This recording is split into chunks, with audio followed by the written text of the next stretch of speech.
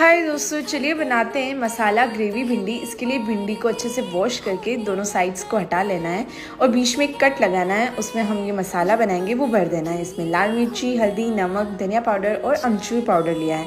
अच्छे से इसको फिल करके कढ़ाई में सरसों का तेल लेना है, उसमें जीरा डालना है और हमारी भिंडी डाल देनी है। भिंडी को 5 से 10 मिनट के लिए अच्छे से पकाना है। जब ये 80% तक डन हो जाए ना, उसके बाद इसको निकाल लेना है। उसी ऑयल में हम प्याज, हरी मिर्ची और लहसुन डालेंगे। इसको पकाएंगे थोड़ी देर। फिर उसके बाद इसमें हम बेसन डालेंगे। बेसन को भी थोड़ी देर भून लेंगे। फिर यहाँ मैंने टमाटर और नमक डाला है। टमाटर यहाँ पे कम्प्लीटली ऑप्शनल है।